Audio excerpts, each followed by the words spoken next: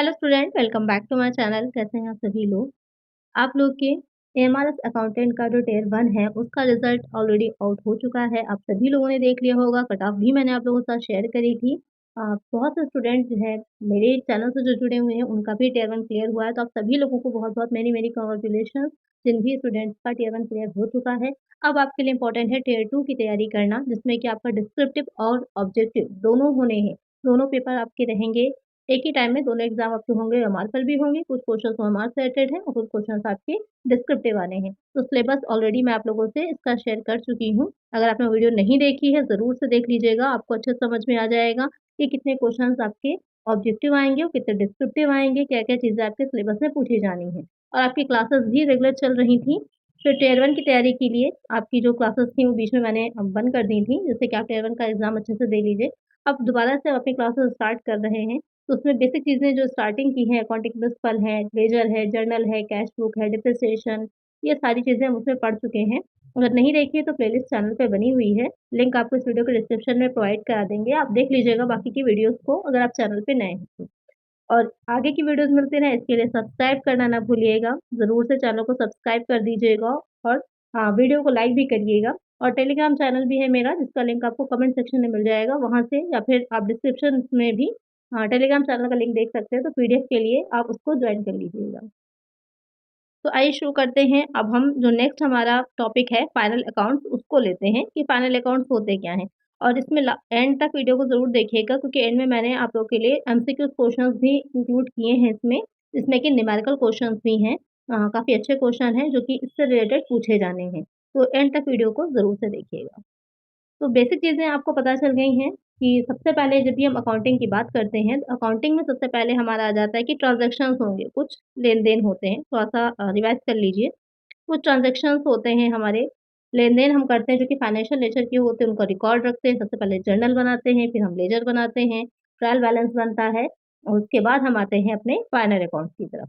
तो final account जो हम प्रिपेयर कर रहे होते हैं, उसमें मेनली आपकी कौन-कौन सी चीज़ें आती हैं और वो फाइनल अकाउंट्स हमें क्या दिखाते हैं। तो यहाँ पे जैसे कि बेसिक चीज़ जो इन्फॉर्मेशन होती है कि final accounts gives an idea about the profitability and financial position of a business to its management, owners and other interested parties। तो क्या होता है कि जो अंतिम खाते होते हैं किसी बिज़नेस के मैनेजमेंट जो कि प्रबंध कर रहा है या फिर जो उसके ओनर हैं या फिर जो उससे रिलेटेड पार्टीज़ हैं, जैसे कि जिन्होंने लोन प्रोवाइड कराया होगा वो हैं, उन सबको या अंशधारी जो हैं उन सबको एक एस्टीमेट या फिर एक एक प्रोफ़ार्मा या स्टेटमेंट प्रोवाइड कराने के लिए बनाया जाता है, जिससे कि ये पता चल सके कि किसी स्पेसिफ़िक डेट में, किसी स्पेसिफ़िक समय में उस संस्था की आर्थिक स्थिति, फाइनेंशियल पोज़ीशन क्या है, प्रॉफ़िटेबल है या नहीं है, या अभी वो किस आर्थिक स्थिति में है। उसके बाद कितनी एसेट्स हैं, कितनी लायबिलिटीज़ हैं, कितनी इनकम हो रही है, इन सारी चीज़ों को बताने के लिए फाइनल अकाउंट्स प्रिपेयर किए जाते हैं।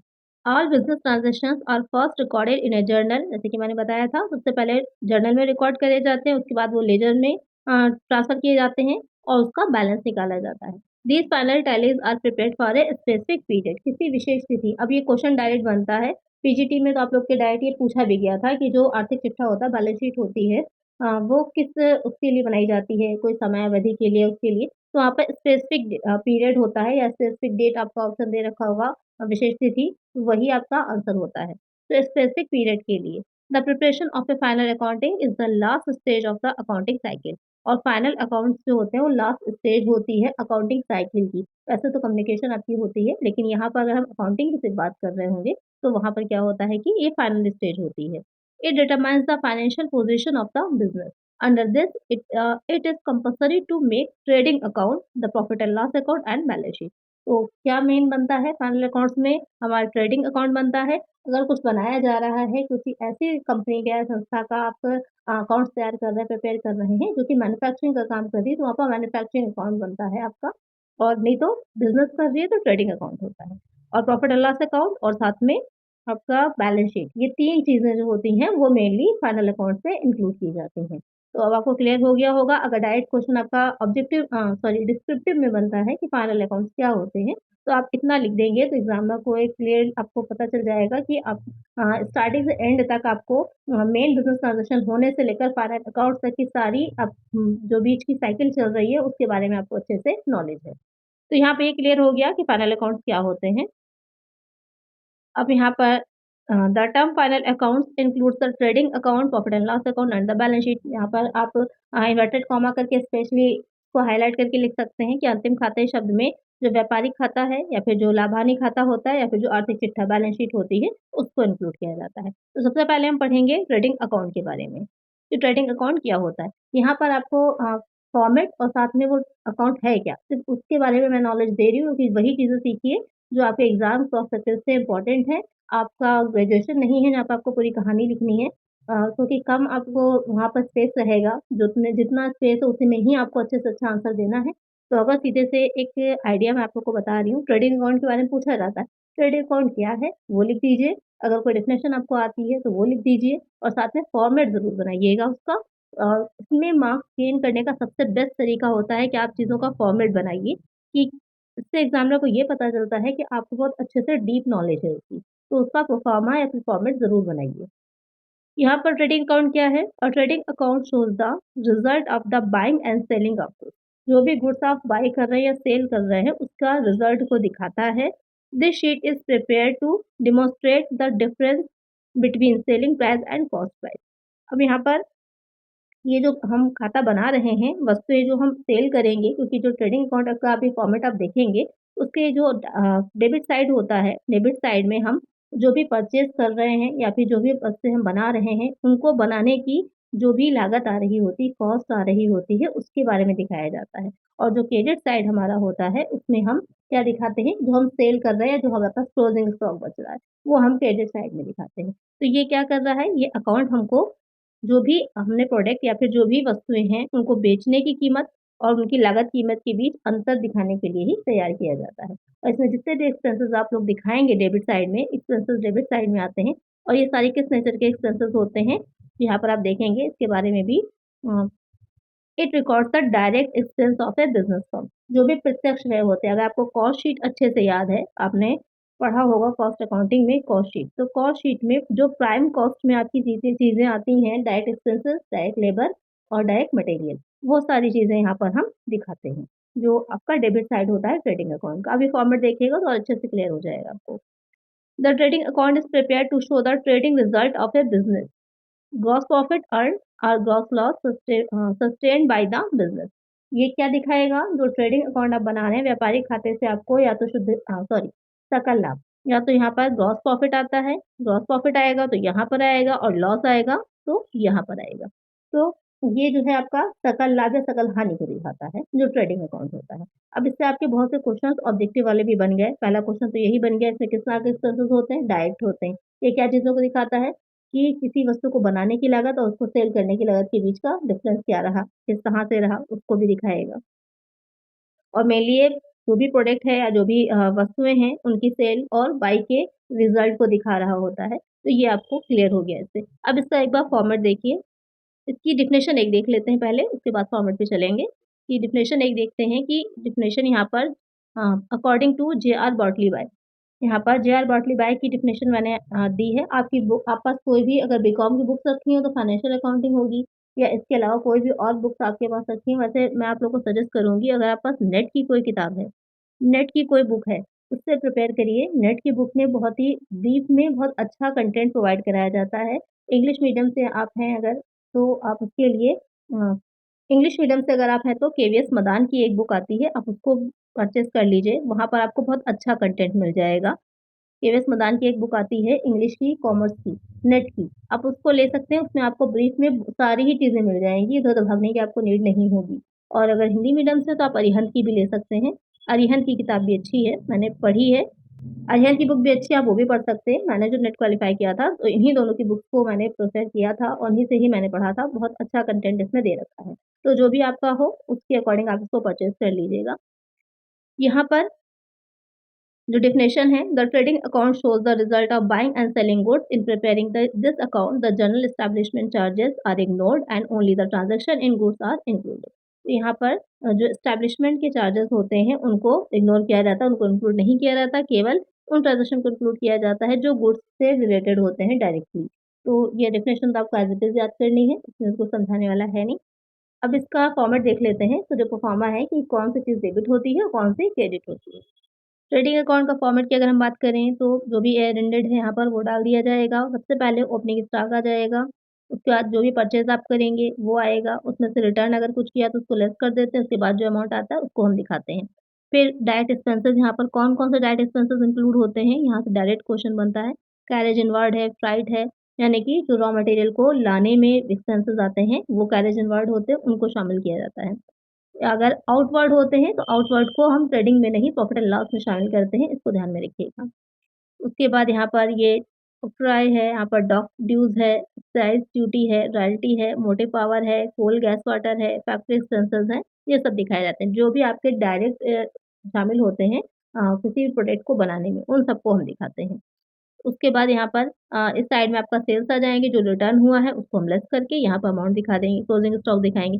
अगर हमारा डेबिट साइड बड़ा है और क्रेडिट साइड छोटा है, तो हमारा क्या निकल कर के आ जाएगा? लॉस निकल के आएगा। और अगर हमारा क्रेडिट साइड बड़ा है और डेबिट साइड छोटा है, तो हमारा प्रॉफिट निकल कर के आ जाएगा। तो इस तरह से हमारा ट्रेडिंग अकाउंट तैयार हो जाता है और यहाँ से हमको ग्रॉस प्रॉफिट या फिर ग्रॉस लॉस मिल जाता है, जिसको लेकर के हम आगे अपना प्रॉफिट एंड लॉस अकाउंट तैयार करते हैं। ट्रेडिंग अकाउंट के बाद जो अब आता है आपका प्रॉफिट एंड लॉस स्टेटमेंट या फिर प्रॉफिट एंड लॉस अकाउंट जिसे कहा जाता है, वो आएगा। क्या होता है? The profit and loss statement is a financial statement that summarises the revenue, cost and expenses incurred during a specific period, usually a fiscal quarter और ईयर।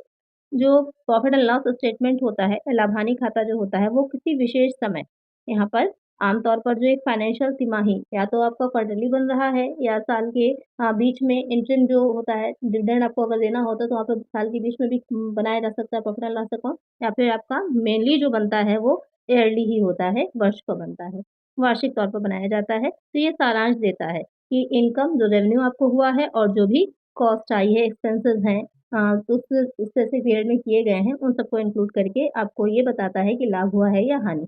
और किस तरह का लाभ या हानि? तो ये आपका हो जाता है नेट। नेट प्रॉफ़िट होता है या तो इसमें आप देखेंगे या तो नेट प्रॉफ़िट निकल के आएगा या तो लॉस निकल कर के आता है।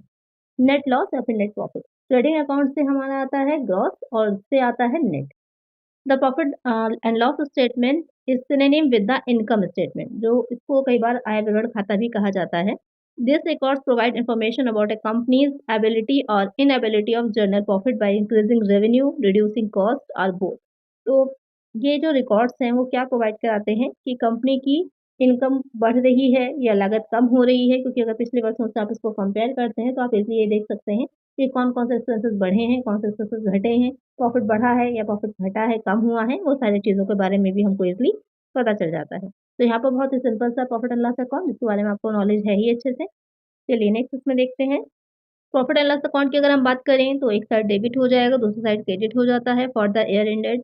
यहाँ पर जो भी एयर का है, वहाँ पर उस एयर को लिख लिया जाता है। अब अगर हम देखें कि क्या-क्या चीज़ किधर पड़ती हैं, तो सबसे पहले आपको पता ही है जो हम ग्रॉस प्रॉफिट या ग्रॉस लॉस निकाल कर के लाए थे, उसको सबसे पहले हम लिखते हैं यहाँ पर। तो अगर लॉस हुआ है, तो इस साइड में दिखाया जाएगा आपका डेबिट में और अगर प्रॉफिट हुआ है, तो हमारा क्रेडिट साइड में दिखाया जाएगा। उसके बाद जितने भी आपके इनडायरेक्ट एक्सपेंसेस होते हैं, वो सब यहाँ पर दिखाएँगे। कौन-कौन से यहाँ पर देख सकते हैं आप। सैलरी जो भी दे रहे हैं, ऑफ़िस रेंट है, रेट्स एंड टैक्सेस है। अगर वेजेस लिखा है, ध्यान दीजिएगा अगर यहाँ पर सैलरी ना लिखा होता, यहाँ पर वेजेस लिखा होता, तो वेजेस जो होती है उसको हम कहाँ दिखाते हैं? उसको हम दिखाते हैं ट्रेडिंग अकाउंट में। तो दोनों के बीच का डिफरेंस याद रखिएगा। अगर वेजेस लिखा हुआ है तो उसको हम दिखाएँगे किसमें? ट्रेडिंग अकाउंट में। सैलरीज़ अगर दे रखी हैं तो उसको हम दिखाएँगे प्रॉफिट एंड लॉस अकाउंट में। फिर यहाँ पर ऑफ़िस रेंट है, रेट्स एंड टैक्सेस है, प्रिंटिंग स्टेशनरी है, टेलीफ़ोन एक्सपेंसेस है, पोस्टेज टेलीग्राम है, ये सारी ही चीज़ें यहाँ पर आप पढ़ लीजिएगा।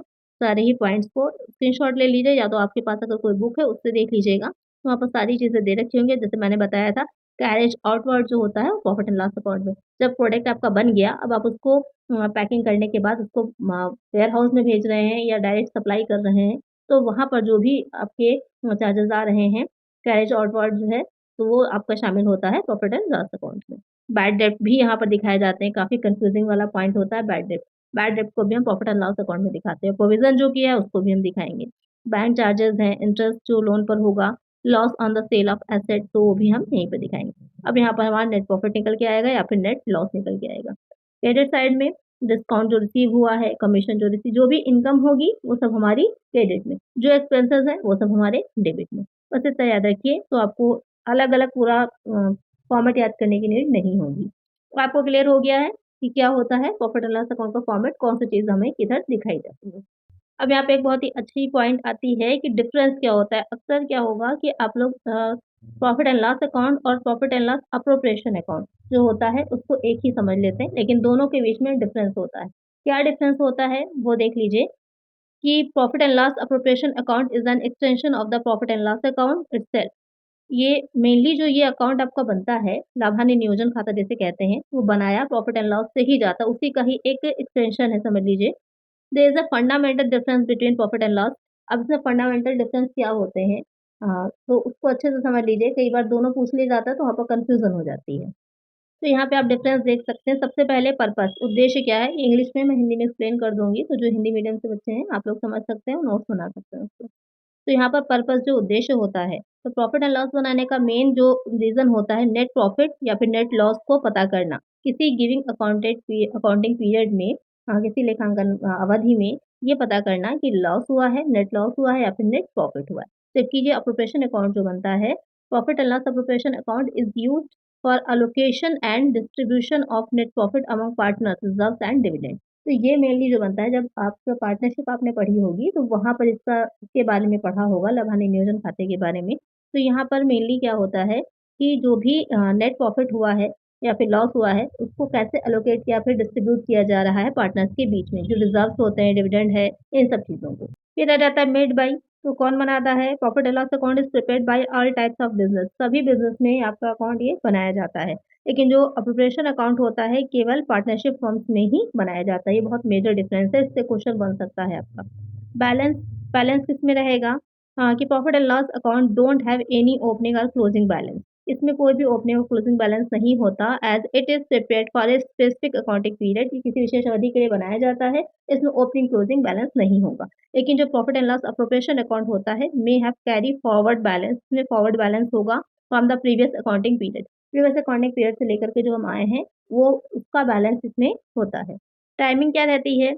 ये आपका prepared after the trading account. जब हम ट्रेडिंग अकाउंट बनाएँगे तभी तो हमको ग्रॉस प्रॉफिट या ग्रॉस लॉस मिलेगा। उसी के बेसिस पे आगे हम नेट तक पहुँचेंगे। लेकिन इसमें क्या होता है, केवल it is made after preparation of profit and loss account. जब हम प्रॉफिट एंड लॉस अकाउंट बना लेंगे, उसके बाद ही हम इसको प्रिपेयर करते हैं। फिर आता है nature. Items debited are all expenses charge against profit.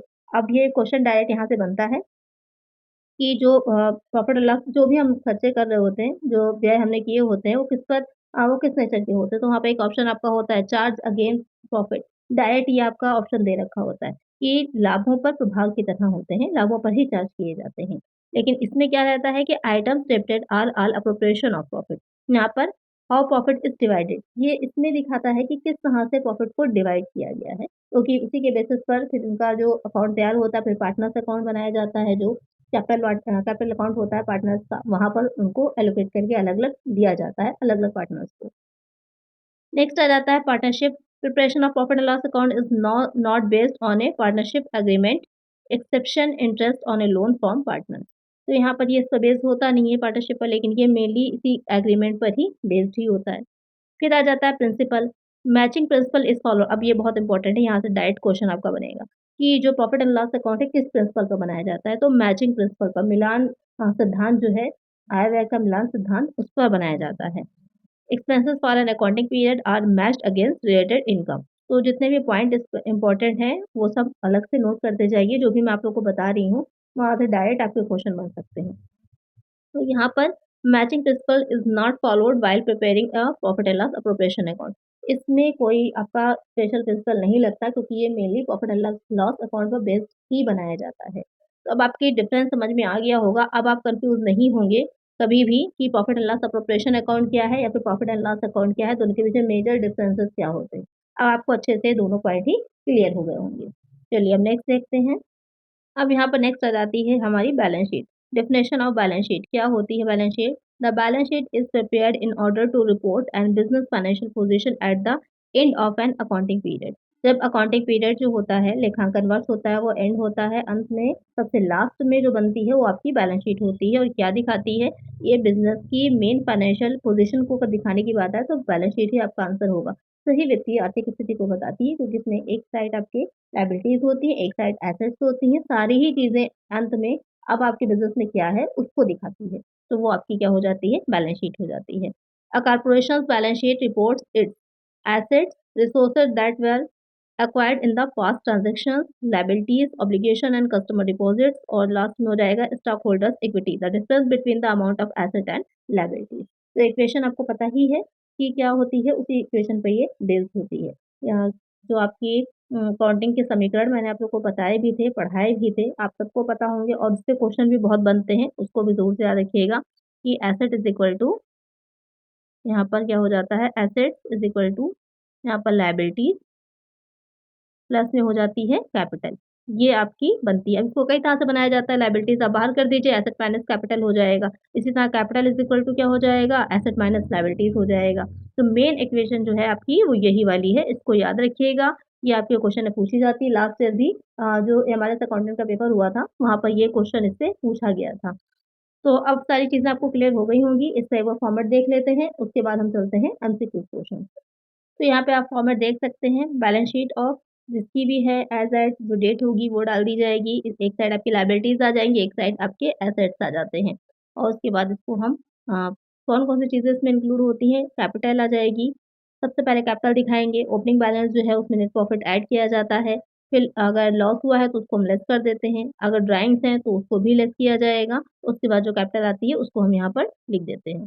Long term liabilities जो हैं आपकी इसमें लोन आ जाएगा, करंट लायबिलिटीज़ हैं, इनकम रिसीव्ड इन एडवांस है, फिर यहाँ पर sundry creditors, outstanding expenses, bills payable, bank overdraft बहुत सी चीज़ें हैं, जो भी आपकी यहाँ पर करंट लायबिलिटीज़ होती हैं। यहाँ पर मेन हेड से याद रखिए सबसे पहले कैपिटल दिखाई जाती है, फिर यहाँ पर लॉन्ग टर्म लायबिलिटीज़ होती हैं, फिर करंट लायबिलिटीज़ दिखाई जाती हैं। क्योंकि यहाँ पर इसलिए मैंने आपसे पूछा अ, यहाँ पर इसलिए मैंने आप लोग को स्पेशली बताया क्योंकि सीक्वेंस पूछ लिया जाता है कई बार कि सही सीक्वेंस क्या है? पहले कौन-सी चीज़ आती है, बाद में कौन-सी आती है, ये कभी-कभी पूछ लिया जाता है। तो वहाँ पर आपको क्लियर रहेगा, सबसे पहले कैपिटल दिखाते हैं, उसका भी क्रम ओपनिंग बैलेंस है, उसमें ऐड करते हैं नेट प्रॉफिट, लेस कर देते हैं नेट लॉस और यहाँ पर ड्राइंग्स को भी लेस करेंगे, उसके बाद जो निकल के आती है, उसको हम दिखाते हैं। लॉन्ग टर्म लायबिलिटीज़ जो भी हैं आपकी, उनको दिखा दीजिए। करंट लायबिलिटीज़ में सबसे पहले इनकम रिसीव्ड इन एडवांस आएगी, सिंडिकेटर्स हैं, outstanding expenses, bills payable, bank overdraft, इस तरह से दिखाया जाता है। फिर यहाँ पर टोटल हो जाता है और इसमें कोई भी बैलेंस नहीं आता, आपको पहले ही पता है, दोनों साइड का टोटल इक्वल आता है, कोई भी बैलेंस नहीं आता। तो सबसे ज़्यादा प्रॉब्लम यही आती थी कि दोनों को मैच करना, कि लायबिलिटी साइड और जो एसेट साइड है, वो इक्वल रहें। फिर आ जाता है यहाँ पर एसेट्स, सबसे पहले फिक्स्ड एसेट्स दिखाई जाती हैं, गुडविल है, लैंड है, बिल्डिंग है, सबसे ऊपर गुडविल ही रहती है। फिर लैंड है, बिल्डिंग है, plant and machinery, furniture and fixtures, investment, current assets आ जाती हैं फिर, सारी उसी के अकॉर्डिंग आपका दिखाया जाता है। फिर यहाँ पर मिसलेनियस एक्सपेंडिचर अगर कोई होता है, तो उनको भी सबसे लास्ट में दिखाया जाता है। तो ये बैलेंस शीट का आपका एक रफली फॉर्मेट था, यहाँ पर जो मैंने आप लोगों को समझा दिया। आपके पास जो बुक होगी उसमें बहुत अच्छे से फॉर्मेट आपको दे रखा होगा, तो उसको ज़रूर से देख लीजिएगा एक बार कि कौन-सी चीज़ कहाँ पर है और किसके बाद आती है, तो सीक्वेंस क्या होता है, वो देख लीजिएगा। चलिए अब चलते हैं एमसीक्यू क्वेश्चंस पर और इससे रिलेटेड किस तरह के क्वेश्चंस बनते हैं आपके एग्ज़ाम में और उसमें न्यूमेरिकल भी क्या पूछा जा सकता है, उसको सॉल्व करते हैं। अब यहाँ से एमसीक्यूज़ क्वेश्चन है, बहुत ही ईज़ी से स्टार्ट कर रहे हैं और टफ की तरफ जाएँगे। तो सबसे पहले सबसे ईज़ी सा क्वेश्चन आ जाता है आपका कि final accounts include preparation of, जो फाइनल अकाउंट हम अंतिम खाते बनाते हैं उसमें क्या शामिल है? Trading account, profit and loss account, balance sheet, all of the above. बहुत ही सिंपल सा है, सभी को पता है, इसमें ये तीनों चीज़ें ही शामिल की जाती हैं, तो इसका आंसर हमारा ऑप्शन डी हो जाएगा। नेक्स्ट है dash is the part of income statement which is prepared to ascertain the gross profit or loss for a given accounting period. Dash income statement का हिस्सा है जिसे किसी दिए गए अकाउंटिंग पीरियड के लिए ग्रॉस प्रॉफिट या लॉस का पता लगाने के लिए तैयार किया जाता है। मैन्युफैक्चरिंग अकाउंट है, प्रॉफिट एंड लॉस है, बैलेंस शीट है, ट्रेडिंग अकाउंट है। अब यहाँ पर क्या कह रहा है, ग्रॉस प्रॉफिट या फिर ग्रॉस लॉस का पता लगाने के लिए हम क्या प्रिपेयर करते हैं और यहाँ पर इनकम स्टेटमेंट साफ साफ यहाँ पर लिखा हुआ है। तो क्या हम प्रिपेयर कर रहे हैं, हम ट्रेडिंग अकाउंट प्रिपेयर करते हैं। इनकम स्टेटमेंट का एक हिस्सा है, यहाँ पर कह रहा है कि the part of income statement. तो कभी-कभी ऐसा होता है कि ट्रेडिंग अकाउंट जो होता है वो साथ में भी बनता है। ट्रेडिंग और प्रॉफिट एंड लॉस अकाउंट साथ में ही पूरा अकाउंट तैयार किया जाता है। तो उसका एक हिस्से की तरह ही बैलेंस आपका हो जाता है प्रॉफिट एंड लॉस अकाउंट का। तो ट्रेडिंग अकाउंट जो है वो हमारा करेक्ट आंसर होगा। ट्रेडिंग अकाउंट से ही हमको ग्रॉस प्रॉफिट या फिर ग्रॉस लॉस मिलता है। एक आंसर हमारा ऑप्शन डी है। चलिए नेक्स्ट क्वेश्चन है in trading account closing stock is shown at. जो ट्रेडिंग अकाउंट होता है उसमें जो अंतिम खाता होता है वो दिखाया जाता है। ये बहुत ही ज़्यादा पूछा जाने वाला क्वेश्चन है इतना इम्पोर्टेंट है, बहुत ईज़ी है लेकिन उतना ही पूछा भी जाता है। अब यहाँ पर कॉस्ट प्राइस पे दिखाते हैं, नेट रियलाइज़ेबल प्राइस जो वसूली मूल्य होता है उस पे दिखाते हैं या फिर एआरबी व्हिचएवर लोअर या फिर एआरबी व्हिचएवर हायर। जो भी आपका जो व्यापारिक खाता होता है, ट्रेडिंग अकाउंट है, उसमें जो क्लोजिंग स्टॉक हम दिखाते हैं, अंतिम रहतिया जिसे कहा जाता है, उसे हम जो लागत मूल्य है या फिर जो बाज़ार मूल्य है, उनमें जो भी कम होता है, कॉस्ट प्राइस जो आपका कॉस्ट प्राइस निकल कर के आ रहा है या फिर जो आपका मार्केट प्राइस होता है बाज़ार मूल्य, उसमें जो भी सबसे कम होता है उस मूल्य पर ही हम उसको दिखाते हैं। तो कौन-सा करेक्ट होगा? ऑप्शन सी हमारा करेक्ट हो जाएगा।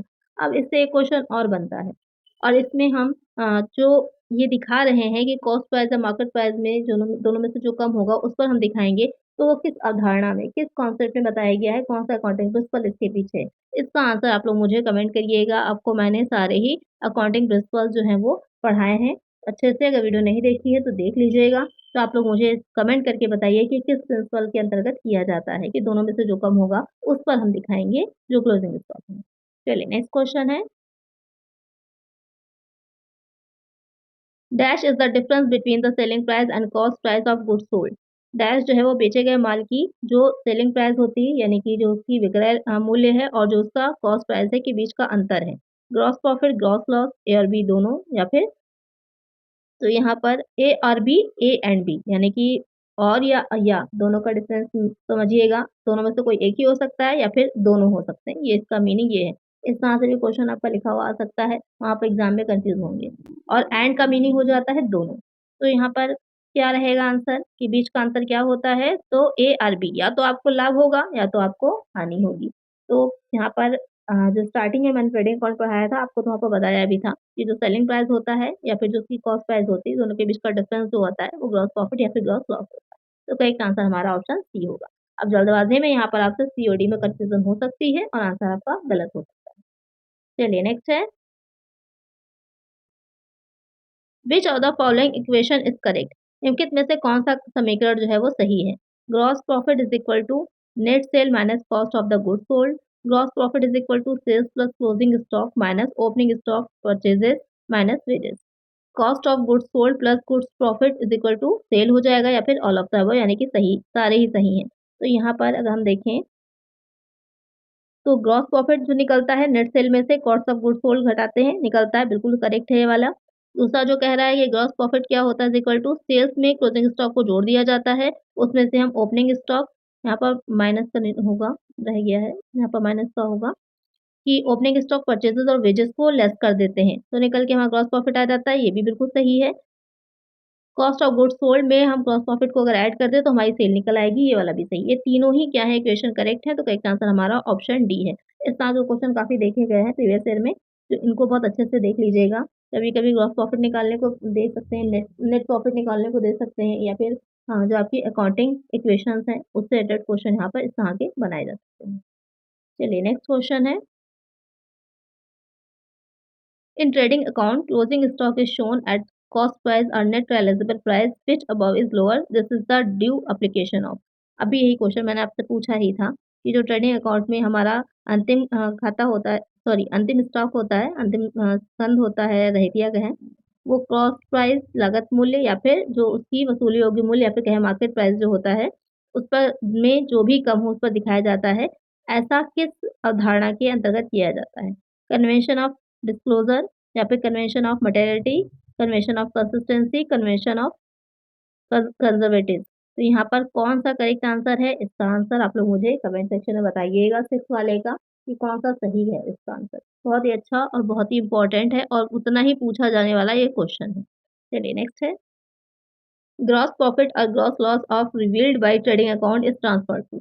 जो ट्रेडिंग अकाउंट द्वारा दिखाया गया जो शुद्ध सकल लाभ है या फिर सकल हानि है उसको हम कहाँ ट्रांसफ़र करते हैं? बैलेंस शीट में, प्रॉफिट एंड लॉस में, मैन्युफैक्चरिंग में, profit and loss appropriation account में। तो अप्रोप्रिएशन आपको पता ही चल गया कि एक्सटेंशन ही होता है प्रॉफिट एंड लॉस अकाउंट का किसमें हम ट्रांसफ़र करते हैं? प्रॉफिट एंड लॉस अकाउंट में ट्रांसफ़र करते हैं जिससे कि हम नेट प्रॉफिट या फिर नेट लॉस तक पहुँच सकें। करेक्ट आंसर हमारा ऑप्शन बी होगा।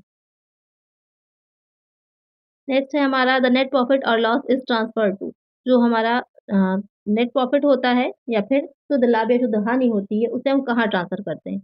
ड्राइंग अकाउंट में, कैपिटल अकाउंट में, सस्पेंस अकाउंट में, नन ऑफ द अबव। तो यहाँ पर किसमें हम उसे ट्रांसफ़र करते हैं? जो कैपिटल अकाउंट बनता है हमारा, जो हम कैपिटल अकाउंट बनाते हैं, वहाँ पर पूंजी खाते में उसको हम ट्रांसफ़र करते हैं। करेक्ट आंसर हमारा क्या हो जाएगा? ऑप्शन बी हो जाएगा। क्योंकि आप बैलेंस शीट भी बनाते हैं, तो अभी आपको फॉर्मेट में मैंने दिखाया ही कि बैलेंस शीट में भी जो कैपिटल होती है, उसमें से हम अगर लॉस हुआ है उसको लेस कर देंगे, प्रॉफ़िट हुआ है तो ऐड कर देते हैं। तो वहाँ पर ही हम दिखाते हैं। करेक्ट आंसर हमारा ऑप्शन बी है। नेक्स्ट क्वेश्चन है, which of the following business initiative will not prepare trading account? इसमें से कौन सी व्यावसायिक इकाई ट्रेडिंग अकाउंट तैयार नहीं करेगी? Banking companies, insurance companies, investment companies, all of the above. तो कौन सी होती हैं? तो यहाँ पर जो इंश्योरेंस कंपनीज होती हैं वो ट्रेडिंग अकाउंट नहीं बनाती, बाकी बैंकिंग, इन्वेस्टमेंट ये दोनों कंपनियां बनाती हैं, लेकिन जो इंश्योरेंस कंपनी होती है वो नहीं बनाती। तो एक आंसर क्या हो जाएगा हमारा? Option B. बहुत अच्छा क्वेश्चन है, ध्यान में रखिएगा। नेक्स्ट क्वेश्चन है, ये अकाउंटिंग इक्वेशन से रिलेटेड है कि the total of two sides of the balance sheet must agree because of the following equation. Asset liability minus capital यहाँ पर इक्वल होगा। Asset is equal to to liabilities minus capital. Asset is equal to यहाँ पर हो जाएगा liabilities plus capital. उसके बाद हो जाता है asset is equal to fix asset plus current asset यहाँ पर, या फिर ऑल ऑफ द अबव। तो इसमें कौन सा करेक्ट है? Asset is equal to liabilities plus capital. अभी मैंने आपको बताया ही था, बाकी ये तीनों ही गलत है। तीनों के, तो ऑल ऑफ द अबव ही, ये तो वैसे भी गलत है। ए और सी भी गलत हो जाएगा। करेक्ट आंसर हमारा ऑप्शन बी है। ये देखने में बहुत ईजी क्वेश्चन है, लेकिन ये जरूर पूछा जाता है हर एग्जाम में। जिसमें भी अकाउंट से रिलेटेड क्वेश्चन आने हैं वहां पर ये रिपीट जरूर होता है, तो इसको बहुत अच्छे से याद रखिएगा। नेक्स्ट क्वेश्चन है, dash is prepared for ascertaining the cost of goods produced और कॉस्ट ऑफ प्रोडक्शन। माल की उत्पादन लागत या उत्पादन लागत का पता लगाने के लिए तैयार किया जाता है। Trading account, manufacturing account, profit and loss account, purchase account. तो यहाँ पर अब ध्यान दीजिएगा कि यहाँ पर कह रहा है कि कॉस्ट ऑफ गुड्स प्रोड्यूस्ड या फिर कॉस्ट ऑफ प्रोडक्शन, अगर हमको ये पता करना है तो उसके लिए हमें कौन सा अकाउंट चाहिए होगा? हमें मैन्युफैक्चरिंग, जो निर्माण खाता होता है, उसको बनाने की नीड होती है। जैसे कि पहले ही मैंने बताया था कि जो प्रोडक्शन का काम कर रही होती हैं कंपनीज, वो बनाती हैं मैन्युफैक्चरिंग अकाउंट, और जो बिजनेस कर रही होती हैं, व्यापार जिनका काम होता है, खरीदना बेचना जिनका काम होता है, वो बनाती हैं ट्रेडिंग अकाउंट। तो यहाँ पर करेक्ट आंसर हमारा क्या होगा? ऑप्शन बी हो जाएगा। नेक्स्ट क्वेश्चन है, which are acquired for long use in the business and not meant of for resale। ये वे व्यवसाय में लंबे समय तक उपयोग के लिए खरीदा जाता है और पूरा विक्रय के लिए नहीं होती। यानी कि ऐसी कौन सी चीजें होती हैं जिनको हम बिजनेस में अपने यूज के लिए खरीद रहे होते हैं, उनको हम सेल नहीं करेंगे। जैसे कि अगर रॉ मटेरियल हमने किसी चीज का खरीदा है, रॉ मटेरियल, तो क्या होता है उस रॉ मटेरियल पर काम करने के बाद उसको क्या किया जाता है? रॉ मटेरियल रहेगा, वर्क इन प्रोग्रेस में जाएगा, फिनिश गुड्स बनता है, फिनिश गुड्स के बाद उसको हम सेल कर देते हैं। तो लेकिन यहाँ पर कौन से ऐसी चीज़ें जिसे सेल करने के पर्पज़ से हम नहीं खरीदे। अब जैसे कि कोई सी फैक्ट्री में कोई मशीनरी आपने खरीदी, वो मशीनरी किस लिए खरीदी? जिससे कि आप प्रोडक्शन कर सकें, किसी वस्तु को बना सकें, तो आप उसको मशीनरी को सेल नहीं करना चाह रहे। ऑफ़िस की बिल्डिंग आपने ने खरीदी है, तो आप उसको सेल नहीं कर रहे हैं। फर्नीचर आपने खरीदा, आप उसको सेल नहीं करेंगे। इसी तरह से जो चीज़ें जो आप रीसेल करने के पर्पज़ से नहीं लेते, वो पहली बात तो फिक्स्ड हो जाती हैं। फिक्स्ड हो जाएँगी तो क्या हो जाएँगी? फिक्स्ड एसेट होती हैं। तो यहाँ पर करेक्ट आंसर हमारा ऑप्शन सी है। इनको आप रीसेल करने के पर्पज़ से नहीं खरीदते हैं। आपका पर्पज़ होता है इनसे उपयोग करना, या लॉन्ग टर्म को सोच कर ही आप इनको लेते हैं। राइट आंसर हमारा ऑप्शन सी होगा। नेक्स्ट है, in order to prepare final accounts, our nominal accounts will be transferred to trading and profit and loss account by passing account journal entries which are called dash as they close the nominal account। अब यहाँ पर कह रहा है कि अंतिम खाते तैयार करने के लिए सभी नाममात्र खातों को अकाउंट जनरल प्रविष्टियां पास करके ट्रेडिंग और लाभ हानि खातों में स्थानांतरित किया जाएगा, जिन्हें डैश कहा जाता है क्योंकि वे नाममात्र खाते को बंद करते हैं। यानी कि जो नॉमिनल अकाउंट होते हैं उनको बंद करने के लिए और ट्रांसफर करने के लिए आप जो एंट्रीज करते हैं, उन एंट्रीज को क्या कहते हैं? ओपनिंग एंट्रीज होती हैं, एडजस्टमेंट होती हैं, क्लोजिंग है, none of the above. Adjustment entries अलग होती हैं। एडजस्ट आप जब ट्रायल बैलेंस बना रहे हैं तो वहाँ पर उसके बाद अगर कुछ चेंजेस करने होते हैं या कुछ ऐसे एक्सपेंसेस हैं जो बाद में हुए हैं, अब आपको सूचना मिल रही है, तो आप एडजस्टमेंट एंट्रीज कर लेते हैं। उसके बाद हम दोबारा से एक ट्रायल बैलेंस बनता है, उसके बाद आगे की प्रोसेस रहती है। लेकिन जो क्लोजिंग एंट्रीज होती हैं वो आपके नॉमिनल अकाउंट्स को क्लोज करने के लिए होती हैं। तो एक आंसर हमारा ऑप्शन सी रहेगा। बहुत ही अच्छा और इम्पोर्टेंट क्वेश्चन है ये वाला। चलिए नेक्स्ट है, यहाँ पर आपको क्या निकालना है? ओपनिंग स्टॉक दे रखा है 40,000 का, परचेजेस हैं 2,60,000 की, क्लोजिंग है 20,000 की। कॉस्ट ऑफ गुड्स आपको निकालनी है, यानी कि माल की लागत निकालनी है। कैसे निकालेंगे? वही सिंपल सी चीजें हैं। ओपनिंग और परचेजेस को ऐड कर दीजिए, उसके बाद उसमें से हम क्लोजिंग को लेस कर देंगे। तो ओपनिंग और परचेज़ेज़ को ऐड करेंगे 2,60,000 यहाँ पर है, प्लस हमारा 40,000 हो जाएगा। तो कितना टोटल हो जाएगा? हमारा होगा 3 लाख का। अब उस 3 लाख में से आप लेस कर दीजिए कितना 20,000 क्या हो जाएगा ये क्लोजिंग स्टॉक है। इसको हम लेस कर देंगे तो निकल कर के हमारा आ जाएगा 2,80,000 2,80,000 और यही हमारा क्या हो जाएगा कॉस्ट ऑफ गुड्स हो जाएगी। तो करेक्ट आंसर हमारा ऑप्शन डी है। बहुत ही सिंपल सा है। क्या-क्या चीज़ें ऐड करी थी हम लोग ऐड किया था परचेज़ हो जाएगा यहाँ पर सबसे पहले परचेज़ को ऐड किया है, उसके बाद 40,000 का हमारा ओपनिंग स्टॉक है, उसको ऐड किया है हमने और लेस क्या किया है उसमें से हमने लेस कर दिया है क्लोजिंग स्टॉक को। तो हमारा निकल कर के ये प्लस में है, इन दोनों को ऐड करना है और इसको लेस करना है। निकल कर के हमारा आ जाएगा कॉस्ट ऑफ गुड्स। तो यहाँ पर अब आपको समझ में आ गया होगा, कोई कन्फ्यूज़न नहीं होगी। करेक्ट आंसर हमारा 2,80,000 है। चलिए नेक्स्ट क्वेश्चन चलते हैं।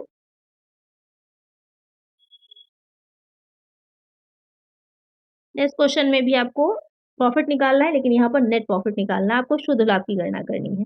क्या-क्या चीज़ें दे रखी हैं? ओपनिंग स्टॉक दे रखा है 15 लाख का, डायरेक्ट एक्सपेंसेस है 3 लाख के, सेलिंग एंड डिस्ट्रीब्यूशन एक्सपेंसेस हैं 2 लाख के, एडमिनिस्ट्रेटिव एक्सपेंसेस है 1 लाख का, फाइनेंशियल एक्सपेंसेस है 50,000 के, सेल्स दे रखी है 24 लाख की और आपको ग्रॉस प्रॉफिट रेशियो दे रखा है किस पर? सेल्स पर। यहाँ पर सकल लाभ का रेशियो दे रखा है सेल्स पर 25% का। तो आपको बनाना होगा क्या? प्रॉफिट एंड लॉस अकाउंट, उससे आप पहुँचेंगे नेट प्रॉफिट तक। इसका आंसर आप लोग मुझे कमेंट करके बताइएगा, जो नेक्स्ट वीडियो आएगी, उसमें पहले हम इस क्वेश्चन को सॉल्व करेंगे, उसके बाद आगे के क्वेश्चन्स देखेंगे या जो भी टॉपिक में आपका नेक्स्ट वीडियो का रहेगा, उसको पढ़ेंगे। तो यहाँ पर इसका आंसर जल्दी से आप लोग मुझे कमेंट कर दीजिए। सभी बच्चे जो भी इस वीडियो को देख रहे हैं, आपको ये आइडिया लगेगा कि कितने अच्छे से आपको प्रैक्टिकल क्वेश्चन्स करने आ रहे हैं। बहुत ही अच्छा क्वेश्चन है ये और ज़्यादा इसमें आपको ध्यान नहीं देना है, बहुत ही सिंपल-सिंपल सामने से चीज़ें हैं, बस आपको यहाँ पर ग्रॉस प्रॉफिट निकालना पड़ेगा और दे रखा है वो सेल पर 25% का, बहुत ही ईज़ी सा है। तो जल्दी से इसका आंसर मुझे कमेंट सेक्शन में दीजिएगा।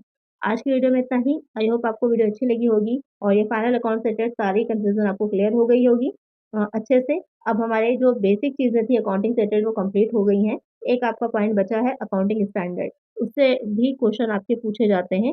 तो नेक्स्ट वीडियो जो रहने वाली है वो आपकी अकाउंटिंग स्टैंडर्ड पर ही रहेगी। उसमें हम समझेंगे अकाउंटिंग स्टैंडर्ड के बारे में क्योंकि काफ़ी चेंजेस भी हुए हैं। तो अब कितने हैं और किस हिसाब से हैं वो सारी चीज़ें हम देखेंगे इस वीडियो में। तो आज की वीडियो में इतना ही, मिलते हैं नेक्स्ट वीडियो में। Thank you.